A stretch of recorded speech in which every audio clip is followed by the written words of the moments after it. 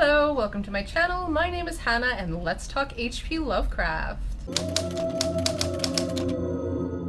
It is getting closer and closer to spooky season. I know a lot of places in like the US and the UK already have Halloween stuff out, which I am so freaking jealous of. But here in France, Halloween really isn't a thing. And I am determined to find some Halloween decor this year, but sadly, it's not going to be out till probably October, and that makes me really, really sad. But anyway, today I would like to start a new reading vlog for the Gothic Tales of H.P. Lovecraft. This is a book that I got when I was creating that like Paris English bookshops video, and so it's just been waiting for it to be the right time for me to pick it up. On the inside cover it says that this edition came out in 2018, and does it say? It does say it's edited by Xavier Aldana Reyes, and I think he's the one that does the introduction here as well. I will be reading the introduction before the first chapter, I think, which usually I skip, but I'm kind of interested to see what they have to say, because as we all know, H.P. Lovecraft was a huge racist. I have not read enough of his work to be like, yeah, that seeps into everything he writes kind of thing, but I have heard that that is the case, so I'm kind of curious to see if that's noticeable in these stories here. But I also want to see if that's addressed at all in the intro. I have another H.P. Lovecraft collection that I just got 2 days ago. I almost said yesterday, but my days are just really messed up. And the introduction for that one actually has a whole section about that. We'll see if they just kind of skim over that or not. But just look at this cover. Like, isn't that freaking gorgeous? I love these. And this is the back and the spine. And so the back says, H.P. Lovecraft is best known for his tales of cosmic horror in which unnameable nightmares torment the limits of human consciousness. This mastery of weird and unspeakable terror is underpinned by the writer's sizable contribution to Gothic fiction. This new collection of Lovecraft stories is the first to concentrate on his Gothic writing and includes tales from the beginning to the very end of the author's career. The writer's weird vision mixes brilliantly with the trappings of earlier Gothic horror to form innovative mosaics of frightful fiction that will long haunt the reader's subconscious. So, I'm a little nervous about this because Gothic horror, for me personally, seems very hit or miss. I either really enjoy it or do not like it at all. There really doesn't seem to be much middle ground, so I feel like my ratings in here are going to be very varied. And so my plan right now is basically for each short story, I'm going to say the title, how long it is, and read the first sentence, kind of like what I did for the fuckface reading vlog. I really liked that kind of method of doing this. And I'm going to count how many stories are in here actually real quick. Oh, that's fitting. There are 13 stories in here. And it's funny because there's literally only one of them that does not start with the. But the first story actually starts on page 3. It's called The Alchemist, and it's 10 pages long. Also, this collection is only about 200 pages, so 13 stories in 200 pages isn't bad. Also, flipping through these, I'm noticing the pages are really, really thick. I'm kind of impressed by that. Okay, so I flipped to The Alchemist, and it looks like each title page is going to kind of have this little design with it. And the first sentence is, high up, crowning the grassy summit of a swelling mound, whose sides are wooded near the base with the gnarled trees of the primeval forest, stands the old chateau of my ancestors. So it seems like this is gonna take place in kind of a castle of sorts. And I already see the word France, so that's also fitting. So that will be where I start my journey here. I really don't know how many I'm gonna try to read in a day or anything like that. I feel like this is gonna be pretty casual, but this is just such a gorgeous edition. I'm really looking forward to diving in here. Tonight, I definitely won't be getting much reading done because we actually have tickets to see the movie Everything Everywhere All at Once. Finally, it literally came out months and months ago in the US and pretty much everywhere else in the world, and it is finally coming here in France. I didn't see release dates for the longest time for here, and so I honestly think that it wasn't going to come here at all, but then with how popular it is, they're like, fine, give it a release date. So tonight is the premiere of it, the premiere of it here. And so we have tickets to go see that, which I'd gotten them last week, but then I completely forgot until last night. It was just like, holy shit, I would have been so mad at myself. But with how much of a disappointment like Doctor Strange in the Multiverse of Madness was, I really need like a good multiverse movie. And so I'm extremely hoping this is up to the hype.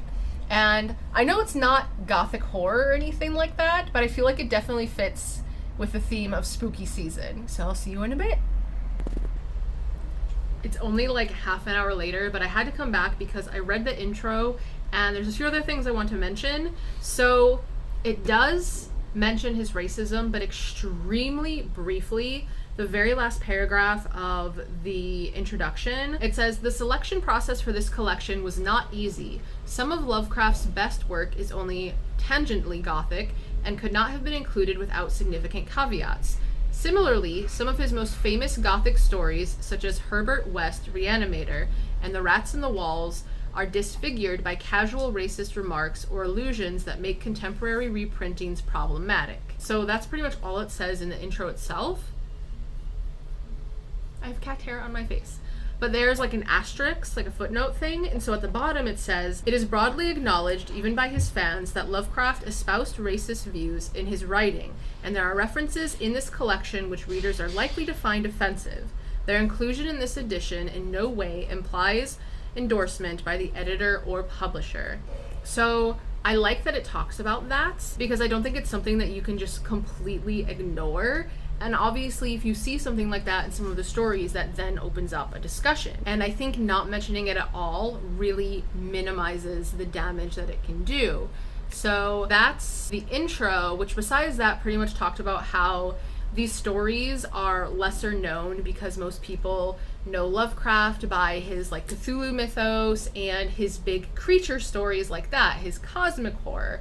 Like that's his main bread and butter type. So people pretty much just kind of stop there with his literature and don't really look into his Gothic stories. And so that's where this collection came about. But also I noticed it doesn't say the years the stories were written or published or anything like that. So I actually looked them up. And the years I'm referencing are the years they were written, not the years they were published, because some of them have like 10 years difference for that. And so I'm not exactly a fan of that. So like I wrote down all of them, and so besides saying like the first sentence, the story title, all of that, I'll also say the year they were written. But also I noticed the order they are in the book is the order they were written. So the beginning is going to be his early stuff, like The Alchemist was written in 1908. And I think he was born in 1890, so that means he would have been only 18 when he wrote that story. So we're going to see his early work first, and literally the last story in this book is the last story that Lovecraft ever wrote, and that was in 1935.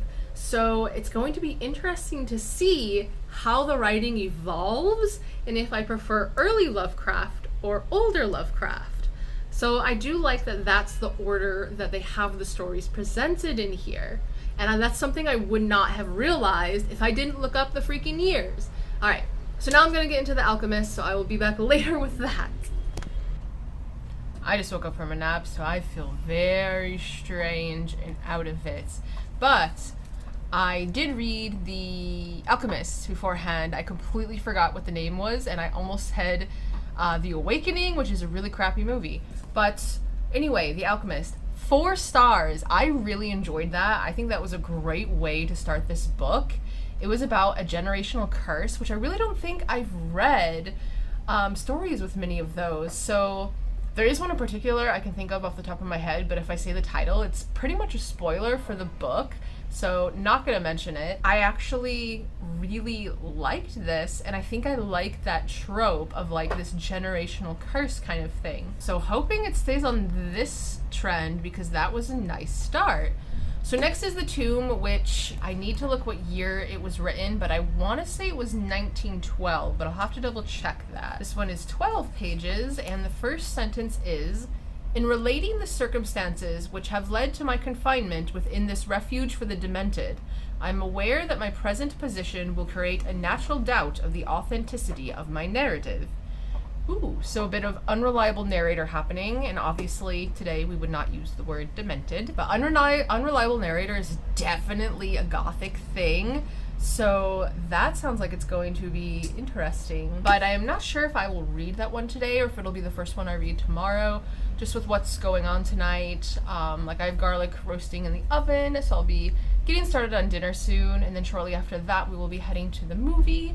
So even if I did read it today, I don't think I'd be able to update, so I might just wait because I don't trust my memory. But very good start, and I bet a lot of people wish they could write like 18-year-old H.P. Lovecraft. That was impressive.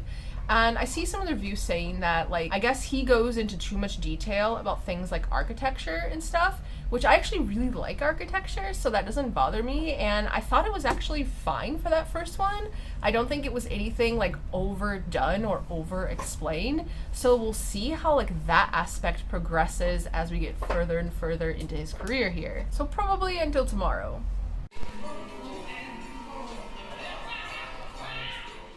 So I had hit record, but I actually didn't start recording, so most of what I'm about to say I've already said before. But anyway, we have the AC back on, so I'm here in the kitchen just so we don't have that noise. Torti is already here. It's actually her birthday tomorrow. But this clip is going to be in 2 reading vlogs, one the Les Mis one for another book that I'm currently reading. And basically I just don't want to have to say everything twice, but my phone said fuck you and it's making me say it twice anyway. So last night we saw the movie, and it almost lives up to the hype because everyone is saying this is like 10 out of 10, which I rate them on a 5-star scale, just like I rate books. So for me, it would be like 5 out of 5, but I think it's more of like a 4.5. And part of that might be because I'd watch it with French subtitles and there's a lot of Chinese spoken in here. And so there were some scenes where I just really couldn't follow what was being said. Can we not break things? And so I really want to rewatch it with English subtitles and see if there's some stuff I missed that maybe does bump it up to 5 stars for me. I don't know. There were some really unexpected scenes in this movie though that really caught me off guard. Would never expect those to be in there. But I think it's definitely worth seeing at the theater, and I am so glad after having to wait all this time, we finally got to. I just finished The Tomb here, which yesterday I know I said that the year was 1912, but I wasn't quite sure. It's actually 1917, and the next one will be 1921. I am really enjoying Lovecraft's writing and way of describing things. Like, I feel like how he writes, in one sentence, you can have like a full picture of something that maybe would normally take 3 or 4 sentences to describe. But like, I feel like with new books, they're just not written in this way. Like, obviously he's using words that maybe we don't really use today. And I'm just really liking that, which is odd because I feel like that's something I wouldn't really be into. But we'll see if my opinion of that changes at all. Obviously, it does take some concentration, like you have to pay attention while reading because of the kinds of words that are used, and he uses some big ones too. But like, I'm not finding it difficult to read or boring, and this story in particular, for me, was a 4 until the very last paragraph, and then that bumped it up to a 4.5. I just love it when short stories just end, like the last paragraph or the last line just says something that changes like everything. That's a trope I will always enjoy, I think. And I'm curious if this is going to become a trend, but both these stories so far that I've read in here have kind of had to deal with obsession. And knowing what I know about his like Cthulhu mythos and just creature mythos in general, I feel like that is a strong theme in a lot of his writing. But The Tomb is essentially this guy where he just stumbles upon this tomb one day, and it's only open like this little bit, and he spends years trying to get this open but can't.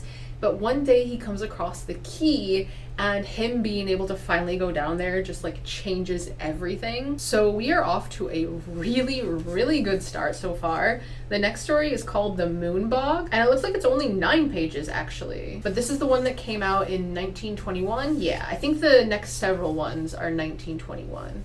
And the first sentence of this one is, "Somewhere, to what remote and fearsome region I know not, Dennis Barry has gone. So let's hope that we are going to continue with this upward trend. I'm actually really interested to see if it's like this early Lovecraft that I enjoy more than like seasoned career bound Lovecraft. But right now I have some things around like the apartment that I'd really like to get done, but then I'll probably read that story afterwards. And since that one's only 9 pages, I might do yet another, but I'm not sure. Just kind of depends on how the rest of the day goes. And while I'm standing here filming, Torti is in the freaking drying dishes, just chillin', watching me, listening to me. She only comes in here and does this if someone is in here. Like, I don't understand. I don't understand you, Torti. Why you do this? Itchy girl. Oh, itchy face. I apologize for the AC noise in the background, but they really don't have any choice. So I'm actually going to read you the rest of the first paragraph of this. It's just 3 sentences total. I already read you the first sentence, so I'm going to start right after that. But it says, I was with him the last night he lived among men, and heard his screams when the thing came to him. But all the peasants and police in County Meath could never find him, or the others, though they searched long and far. And now I shudder when I hear the frogs piping in swamps, or see the moon in lonely places. I think that's a really good opening paragraph, and unfortunately for this story, that is the best part of this. Like, I just read that and was like, that is just pure Gothic vibes, which I do feel like the trend of, like, Gothic stories having to be in, like, this spooky castle, all 3 of these have had so far. This story, though, I am only rating a 3.5. I was kind of torn between a 3.5, but I feel like it is a bit above average. Essentially, there's this dude that buys this castle in Ireland, because why not? And it's like surrounded by this bog or like swamp area, and he just does not give a fuck about all the legends and the warnings that the locals give him, and so he wants to drain the bog. And this is told from the perspective of his friend that he invites there, because he's like, I have no one to talk to, like, I'm just super lonely, so come hang out with me for a bit. Stuff obviously doesn't exactly go right from there. So this one was more on just the, like, alright side, instead of being, like, great. But I did still enjoy it, and I think it's the shortest one so far, just it being 9 pages, if I'm not mistaken. The next story is 10 pages, is also from 1921, so written the same year as this previous one, and is called The Music of Eric Zann, or Zann, or Zann, or however you want to pronounce this last name. It's Z-A-N-N. I had been pronouncing it in my head as Zann, I think, so I don't know why I just said Zane, but we'll go with it. I see French stuff. So the first sentence here is, I have examined maps of the city with the greatest care, yet have never again found the Rue d'Orsay. I'm not sure if I'm pronouncing that correctly. I'm trying my best. Which, just reading this sentence just instantly makes me think of the catacombs of Paris, and like that movie As Above, So Below, of like going into sections that when you turn around aren't there anymore kind of thing. So I'm definitely interested to read this, although I wonder what that sentence has to do with music. But, okay, I'm going to see how to say it's Rue d'Orsay? I'm going to ask Toma. D'Orsay? D'Orsay. D'Orsay? D'Orsay? D'Orsay. Ay, D'Orsay. D'Orsay? No, say it again. Ay. D'Orsay. Ay, yes. D'Orsay. D'Orsay. Not oi. Ay. D'Orsay? No. You go between I and oi. It's ay. D'Orsay. Sure. I hate this. I can't make the noise though. Like, to me it sounds like I'm saying what you're saying, but I can't. It's, I. D'Orsay. Nope. Saying D'Orsay. What? Say it again. Not o. No, say the whole word. D'Orsay. D'Orsay. Specific. Alright, well, I give up on this, clearly. So that's the one that I will read next. I will probably read this one tonight, but I don't know if it'll be like when I'm in bed, getting ready to sleep kind of deal, and probably wait till tomorrow to come back. But yeah, we'll just kind of have to see. I am so freaking tired today, like, need to wake myself up. It's midday, and this is always the part of the day where I just want to freaking sleep, like, ugh, I hate this feeling. But I just read The Music of Eric Zann, I was not able to read it last night. Instead of reading like I usually do, I ended up actually looking up events happening because I knew there was like European Heritage Days are coming up and I knew there were some other events. And so I really needed to look those up, make some decisions regarding those. And it turns out that this month we have something happening every single weekend. Like this weekend, he has an MTG pre-release on Saturday. Sunday is first Sunday of the month, so there's a lot of museums that are open for free. So we'll probably go to a ceramic museum. Then the following weekend is a light festival. The weekend after that is European Heritage Days, which is both Saturday, Sunday. There's also a street food festival happening this weekend, but we might do that on Friday because that goes like from Thursday to Sunday. And Torti is here. It's also her birthday. It is Torti birthday. While I'm remembering, and she will not look at the camera apparently. Look, Torti. It's a birthday girl. But anyway, European Heritage Days, and then finally the last weekend of September is called Let's Go Paris, and it's an anime and video game convention in a park. So there's just like so much happening this month, which is weird because I feel like we did absolutely nothing for like summer. All of those will probably be really fun things, but like, oh my god, I don't think I've ever been so busy in a month before, for the weekends at least. But anyway, finished that short story. I think I'm gonna give it 4 stars. I am finding I'm really enjoying just this unexplained notion, like, of that something supernatural is going on, but we really have no idea what it is or why it's happening. And I find that interesting because usually with full novels, I don't usually like an open-ended ending. I'm usually just like, I want my questions answered, like what the fuck. But I feel like a short story format, I just absolutely love not knowing what the hell is happening. I don't know if it's because your mind always imagines things worse than what's actually going on usually, or what. Also, I don't know if I mentioned this before, but I'm noticing that all these stories, the characters are very alone. Like there really isn't like side characters or anything. We're generally focusing on just like 1, maybe 2 people. It's just them like recounting these tales instead of them like being in it, experiencing it in the moment. So the next story is called The Outsider. It's 8 pages. I also think this one was written in 1921, and there's actually like a quote here, so I'm going to read that before the first sentence. It says, "That night the Baron dreamt of many a woe, and all his warrior guests, with shade and form of witch and demon and large coffin worm, were long be-nightmared." And that was written by Keats, apparently. And the first sentence is, "Unhappy is he to whom the memories of childhood bring only fear and sadness." Holy shit, what a sentence. Oh my god. Okay, that might be my favorite sentence in this whole book so far. Like, that is incredibly bleak. All right, now I'm really excited for this one because I was not expecting that. Like, to me, that's just a very impactful sentence, especially first one.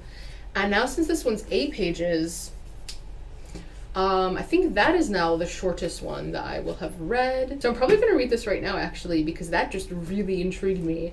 And so I will be back shortly, maybe not in the kitchen, I don't know. I just hate trying to film in the living room when we have the AC on. It's so freaking loud. I lied. I'm just going to film in here because it is so much easier than trying to figure out the living room, like truly. So I just finished reading The Outsider.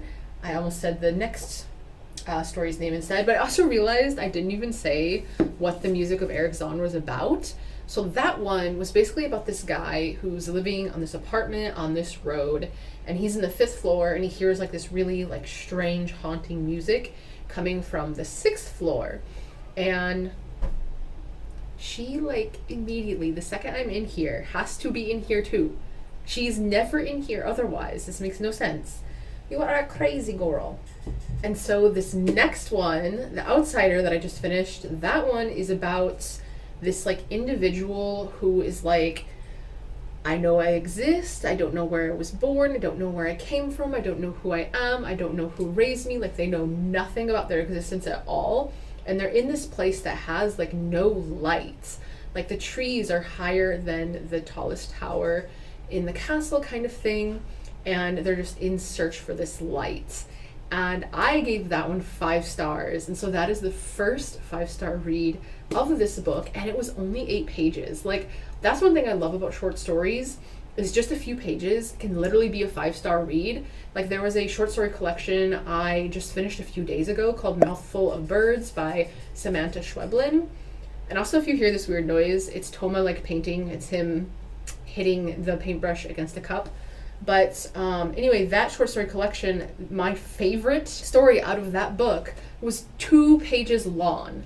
Like, 2 freaking pages. So, I mean, good writing can be so freaking effective. So that was 5 stars for me, and I just really like the writing so far. Like, his style, early Lovecraft, I'm digging the style. One thing though is, like, women aren't in these stories. I just realized it with this one, because it's not usually something I like keep track of kind of thing. These are all definitely men-centric. I think someone mentioned like their mom in one thing, but I think that's the only female that's been in this entire book. It's probably going to stay that way, to be honest. But the next one is called The Hound. It is only 9 pages. Now we are in the year 1922, so just a year later from the previous 3. And the first sentence here is, "In my tortured ears there sounds unceasingly a nightmare, whirring and flapping, and a faint, distant baying as of some gigantic hound." So it's actually getting harder for me to like open the book. And I tried that method where like you lay it like flat and then have the pages fall or whatever. That does not work with this. Like, the pages do not fall. Like, they just stay in the middle like that. And so I can't get this to like open up more. And so it's getting harder and harder to like see the words that are close to the spine. And the pages are so thick, whenever I turn a page, I feel like I'm actually like turning 2 pages, and so I'm always like, oh no, I need to try and like break it apart, and that's not a thing either. Like, no, it's something I'm having to get used to with how thick the pages are. And I'm wondering if it won't go down because of how thick the pages are. Like, is that why? I don't know. But it is starting to get a bit annoying though, so I'll be back in a bit. Trying to film here real quick. And that is Ori up there laying in the window seat. So I just finished The Hound. I'm starting to get the names of these confused. I'm not sure if it's a 4 or a 5 star for me, or like a 4.5. Like, I'm hesitant to give it 5 stars, so probably 4.5 in the end. And of course there's a ton of fucking traffic noise happening at the same time too, also AC noise. But this one is pretty much about these 2 guys who have this like museum of artifacts that they definitely should not have. Like, they're essentially grave robbers, and they take this jade piece, and after they do that, there's like this howling that keeps following them, and strange things start happening in their museum. And I'm actually going to read the whole first paragraph because it's another one where I think it's the best part of the story. And also, I am realizing I like when we know the end of the story from the beginning, and then it goes through like how we get there. I think I really enjoy that just in stories in general. But this is the first full paragraph of the story. It says, "In my tortured ears there sounds unceasingly a nightmare whirring and flapping, and a faint, distant baying as of some gigantic hound. It is not dream. It is not, I fear, even madness, for too much has already happened to give me these merciful doubts. St. John is a mangled corpse. I alone know why, and such is my knowledge that I am about to blow out my brains, for fear I shall be mangled in the same way. Down unlit and illimitable corridors of eldritch fantasy sweeps the black, shapeless nemesis that drives me to self-annihilation." Like, that is such a good opening, and it's telling us how it ends first. And so then you're like, oh, I want to read it. I want to know how we get to this point. This one is definitely one where there's a lot of description and a lot of unusual words used to describe what's happening. But it's pretty much like just a bunch of descriptors and setting up just this certain vibe, which, I mean, that's what Gothic stories generally are. So this was another one that I enjoyed quite a lot. So the next one is called The Lurking Fear, and this is actually the first of one of the longer ones. It is 22 pages. This is also from 1922, I believe. And the first sentence here is, There was thunder in the air on the night I went to the deserted mansion atop Tempest Mountain to find the lurking fear. Which is interesting because at first lurking fear I would think to be like a sea creature, but this is on top of a mountain. But I am appreciating how different each short story is so far, even though the themes are obviously similar since they're all Gothic stories. I'm honestly shocked that I haven't given anything lower than a 3.5 so far. Like, everything has been at least above average. I think that's just unheard of for a short story collection for me. Now I've read 7, I think, so I'm technically over halfway done because I think there's just 6 more left. So like, let's see if that keeps going. Like, that's pretty impressive. But since this is the first like longer one, I'm really curious to see if, now that it's going to be like over 10 pages, if it's just going to be too drawn out, if it's just going to be too much description and vibes. So we'll see what my feelings are about that one, and that'll probably be tomorrow. I am the only one home. It's just me and the animals, and I couldn't be happier. The husband is not home, and that rarely happens, and honestly for me, like, being around someone 24/7 is so fucking draining mentally that when he's gone, I will just like sit there and just enjoy the quiet, which right now I have freaking laundry going in the background, so it's probably not very quiet. So I ended up not reading anything yesterday. No Les Miserables, no H.P. Lovecraft, absolutely nothing, because I woke up feeling like I had a fever and I felt really dizzy, I felt slightly nauseous, and I just had this horrible brain fog, which brain fog for me feels like when you're underwater and you're reaching like for the surface and you can see kind of what's on the other side, but it's all like kind of blurry because you're underwater. And like when you break the surface and have that first breath and see everything clearly, like that feels good, right? But with brain fog, you're just constantly just under the surface, unable to come up. And I hate that feeling. I feel like I'm trapped in my own head, and it is just the worst. I do not feel like myself, and I absolutely hate it. So just didn't do anything with that at all yesterday. I absolutely could not bring myself to. But since it's just me here right now, today, I have like 4 to 5 hours to myself, and Thomas' birthday is coming up. So one of the things on my to-do list right now is to order his birthday presents. He's gotten into, Warhammer, Age of Sigmar, like the original Warhammer, again lately, and so there's a few things I need to check in his stuff because I'm getting him some Warhammer things. I want to get quite a bit of reading done actually, and then also I need to check a few things that he has mentioned for his birthday that he wants to do. Gonna be a busy time still. So depending on which reading vlog you are watching right now will be what book you see me talk about next. So I'm not finished with the story yet, but I wanted to read this sentence here. We're getting into more Eldritch horror type stuff, and I just wanted to give an example of how Lovecraft describes things. This is on page 72, in the middle of The Lurking Fear. It says, if I can find it, "Then, as I playfully shook him and turned him around, I felt the strangling tendrils of a cancerous horror, whose roots reached into illimitable paths and fathomless abysms of the night that broods beyond time." I don't know why that sentence in particular really stood out to me, but it's just like, damn, that's a description. I guess this is just the kind of horror that I enjoy. So I'm gonna finish this here. I think there's less than, or maybe about 10 pages left, and Torti is now here. Come on, come on. So I'll be right back in a bit. I have an update from Toma. He won his first match. I don't know if I said or not, but he's at an MTG pre-release. That's Magic the Gathering. It's a card game, and I think he said there's 3 rounds, and he's doing a limited format, so it's not like standard or anything. He's really good at the game, so I hope he does well. But yeah, I wasn't sure if I had said what he was doing or not. So I just finished The Lurking Fear, I believe it was called, and I think I'm gonna give it a 3.5. It was a strong 4 for most of it, and I think the vibes were really good in this. A lot of the terrain was explained in detail and stuff, and I really liked that. But I'm actually really not a fan of the creatures and the description of them at the end.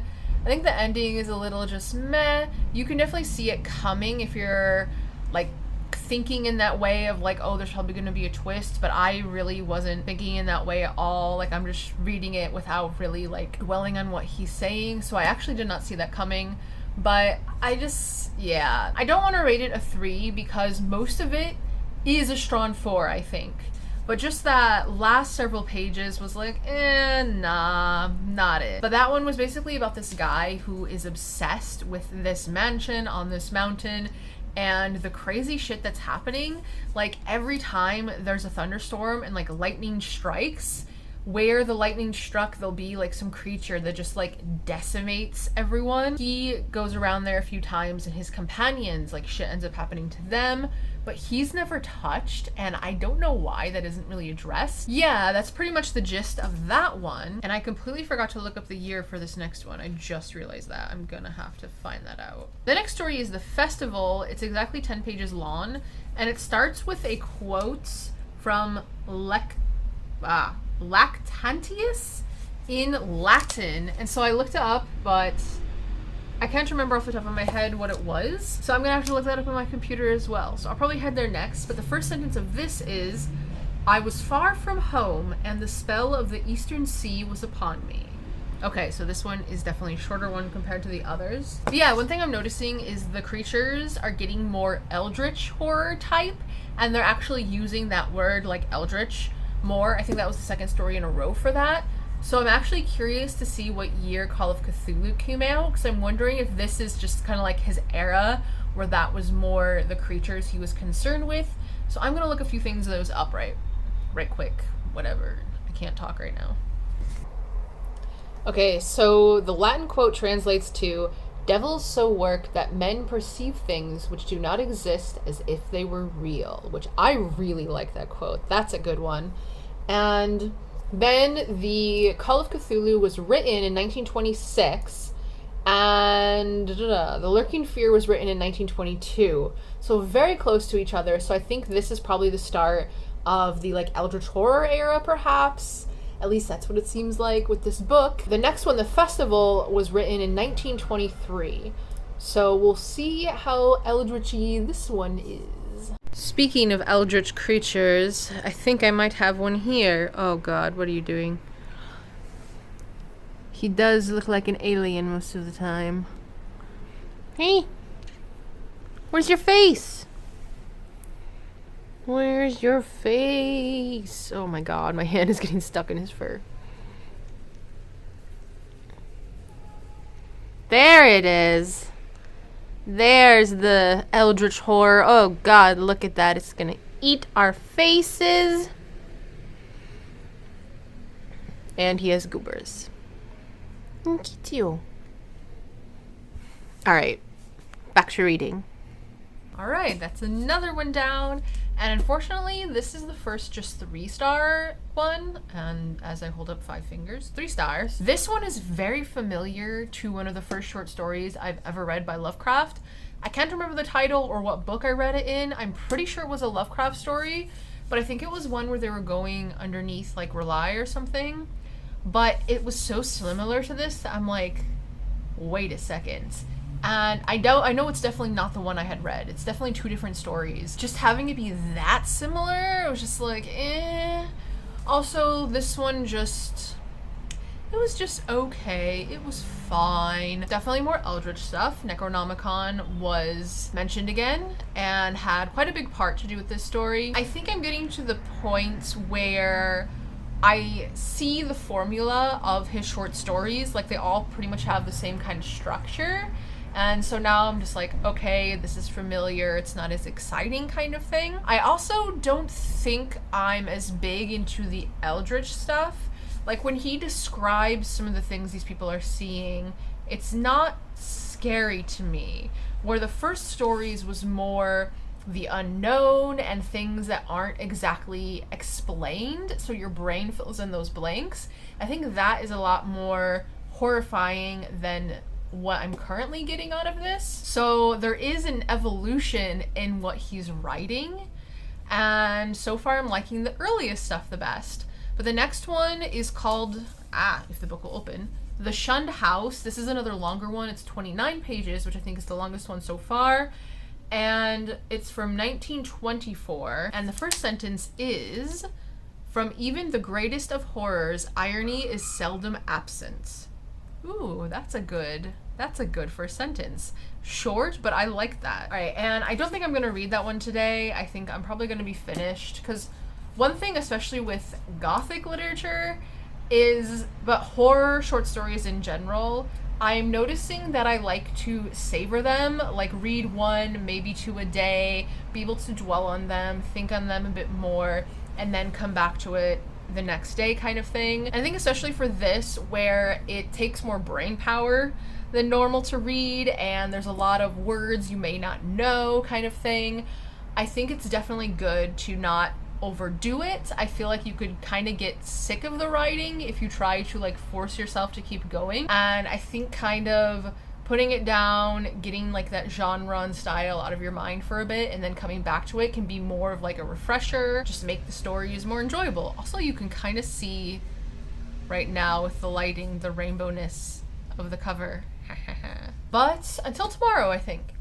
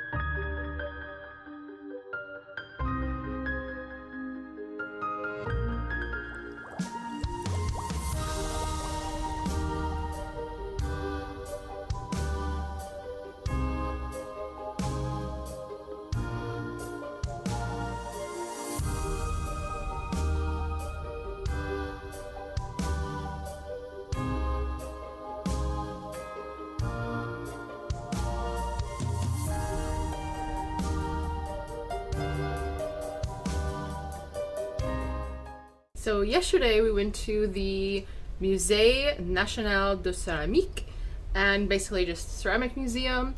And so that's the clips you would have seen. And after that we went to lunch, we went to the street food festival to grab that. I have a feeling that since it was the last day of the festival, there were a lot of places that were kind of either running out of food or out of food, so there weren't as many food trucks as there were supposed to be. The food we did get was good, but we do wish there had been more.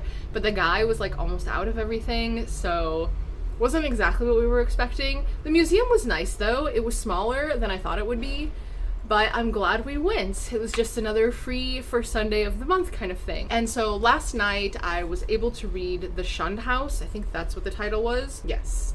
And This one had a lot more to do with like the history of the house, so there were a lot of names and dates and a lot of descriptions. It was talking about stuff happening in like the 1500s, so there was like a huge range of like time frame that we were talking about here. But essentially it follows this guy and his uncle, and they're both like super curious about this house and why it is the way it is.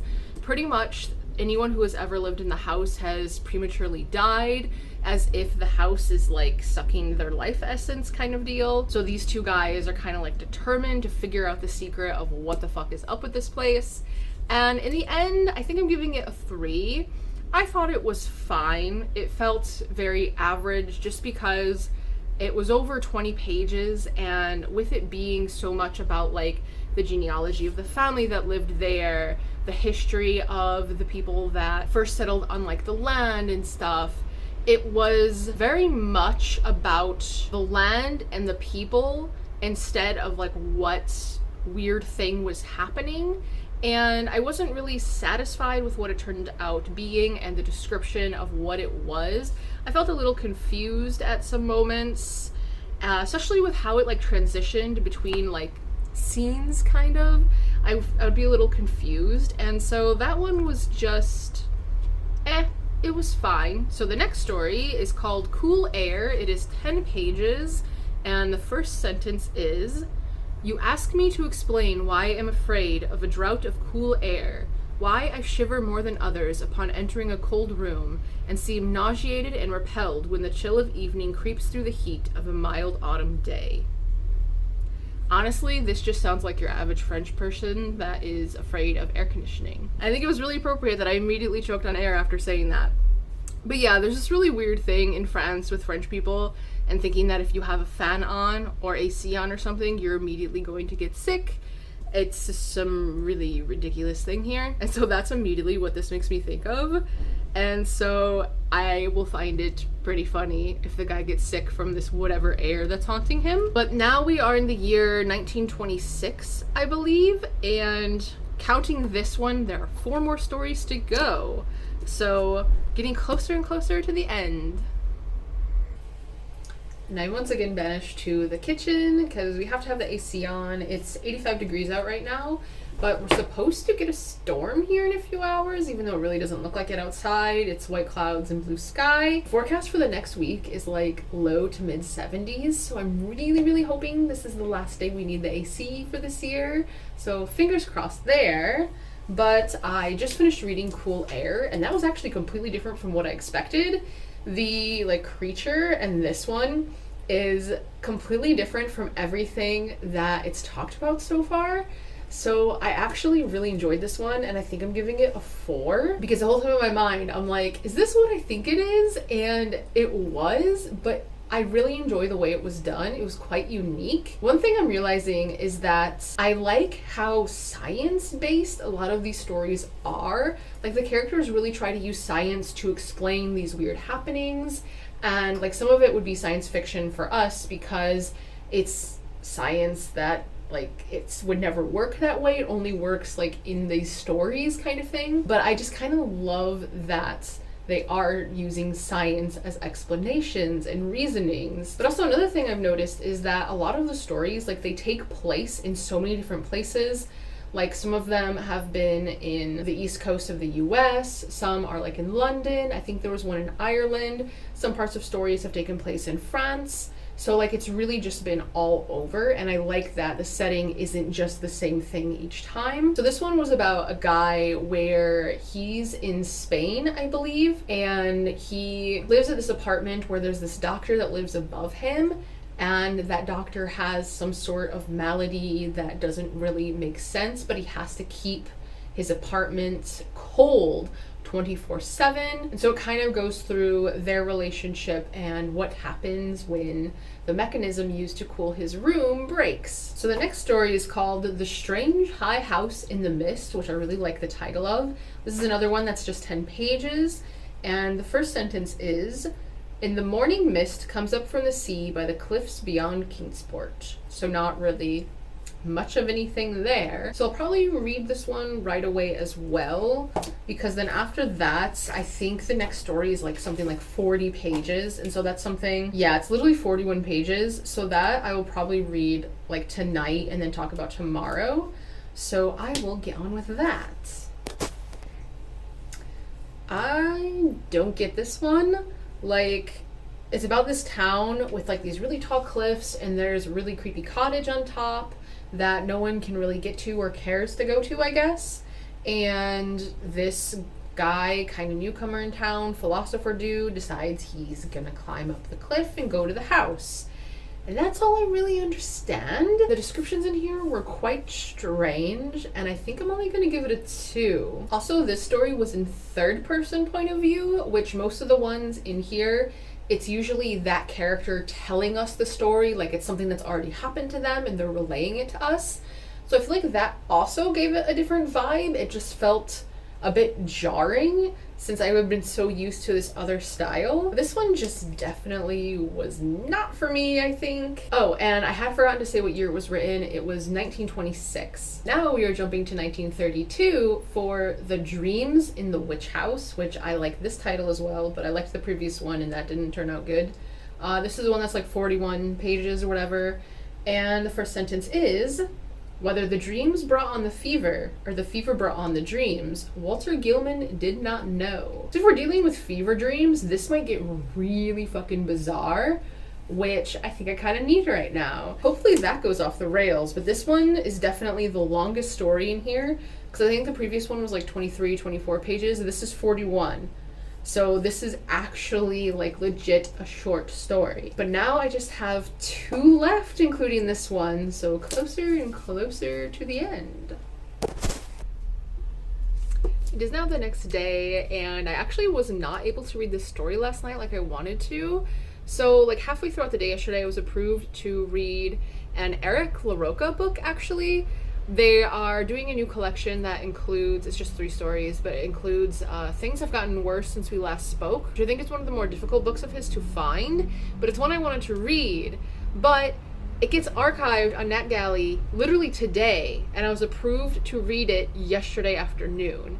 And luckily I looked to double check when it was going to be archived, and I like had to do like a fucking quadruple take when I saw it, because it's like they really approved me the day before it's archived.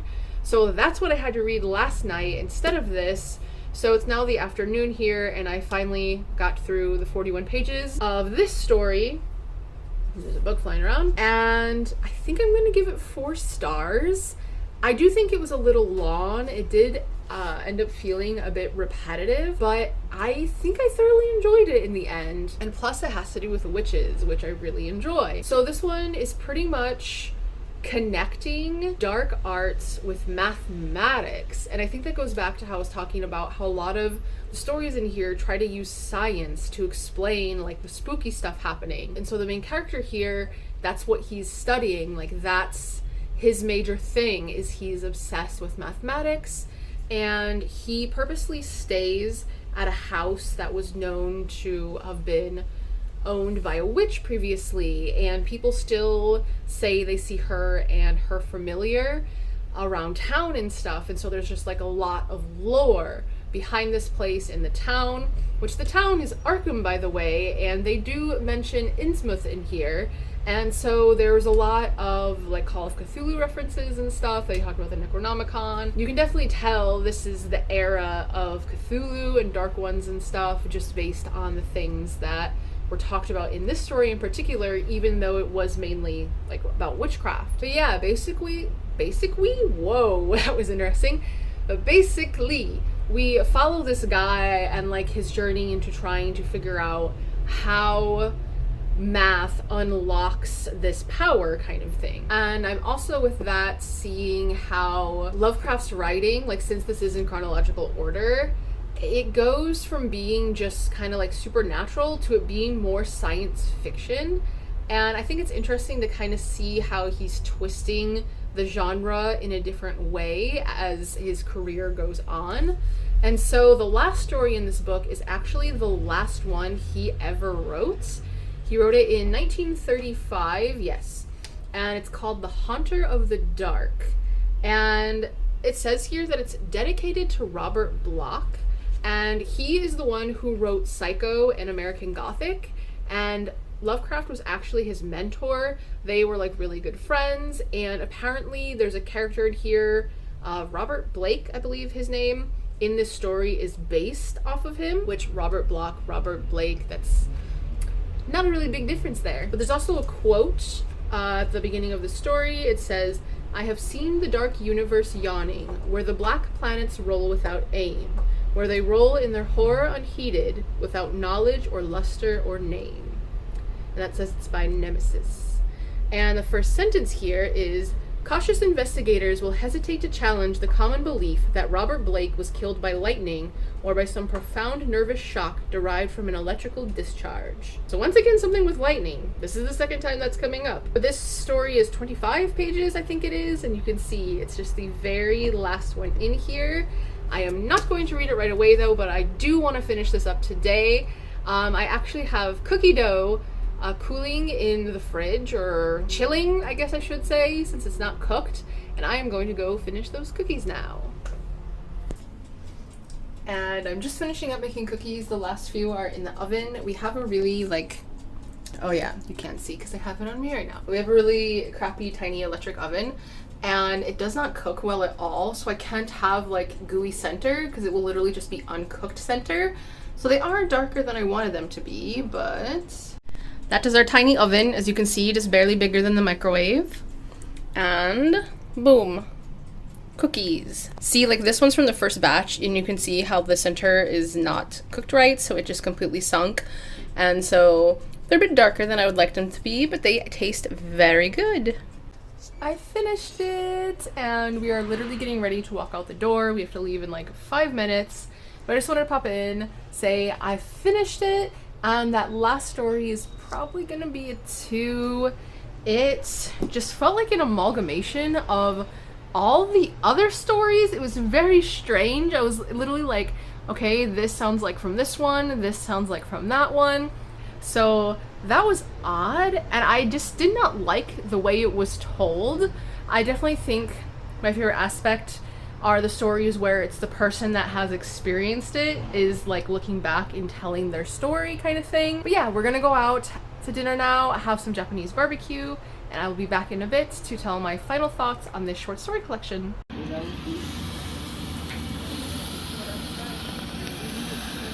am horrible at this part though.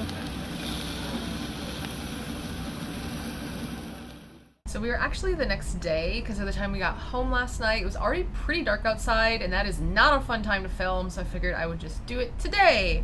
So, done with this. I don't remember if I said yesterday what the last story was about, but it's about this guy who's like obsessed with this abandoned church. It doesn't really mention if he like lives in that village or if he just got there kind of thing.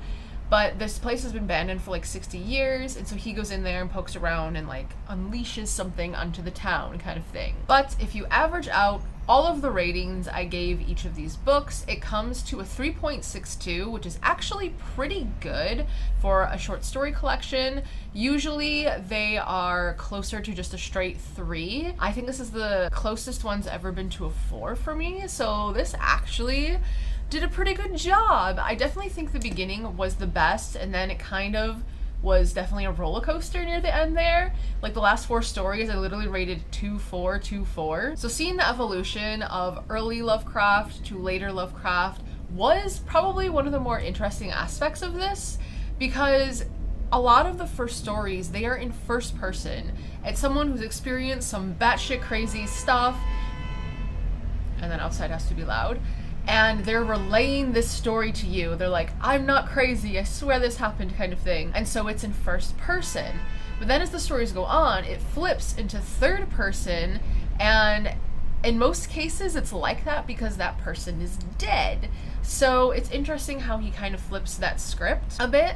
And also the beginning ones go from like straight up Gothic to more of a sci-fi or cosmic horror. Like you can definitely tell when the Call of Cthulhu was written, because then the mythos of that world and that story is really ingrained in every single story after it. So it does feel like he just kind of got too absorbed into that story of his, and like everything after it had to connect to it somehow. So Lovecraft definitely wrote what he knew. His stories are very formulaic. I feel like I could spot a Lovecraft story a mile away now. Pretty much the beginning of the story, you can see how everything is going to be set up kind of thing. And also with the writing what he knew, there are almost no female characters in here. It's actually probably not something I would have normally noticed, but since I was writing like my one sentence descriptions of each story, I noticed each one started with a man, a man, a man. And there's only one story in here, I would say, where there was like a woman main character, but she was not portrayed in the best light, that's for sure. And I don't know anything about Lovecraft's relationship with women or how he treated them or anything like that. In here, it just feels like he was a man, and so he wrote from the perspective of a man. And a lot of the stories, it's very isolated to where the main character is pretty much one of the only characters. And so and a lot of them, there really isn't room to have side characters.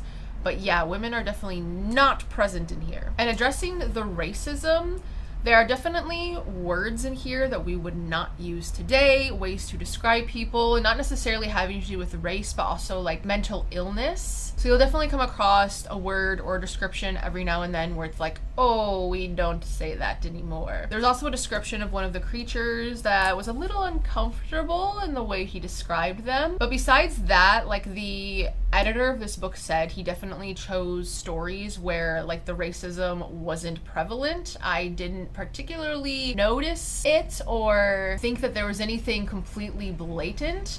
There is one story though where it takes place in Spain, and so it's Spanish people speaking English, and the way he writes how they're talking is like with the accent they would have, and I don't know what that's considered in writing actually. So this collection would probably be considered really tame compared to maybe some of his other works, but I enjoyed the experience of reading this. Like, this is my first collection of his I've read. I've only read like 3 or 4 of his short stories that he's written before, and like I said before, Gothic is really hit or miss for me, and so I was really shocked that there was more hits than misses in here.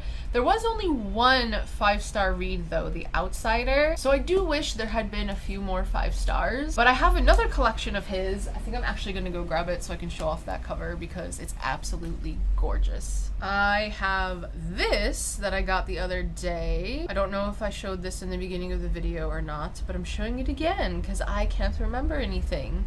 And this is just Tales of Horror, and this is the inside, and that is the back. But yeah, I actually got this at the same bookshop I got the other book, and pretty much, like, they didn't have it like this on a shelf, they had it like this, and the second I saw it, I knew I needed to get it. And so I will be reading this at some point. Wow, yeah, that's over 700 pages. So I don't think this is one where I would just like read it cover to cover. I would probably read like stories here and there kind of thing and read it over several months or a few months or whatever. But yeah, I just wanted to show that gorgeous, gorgeous cover. But thank you for hanging out with me through this spooky time.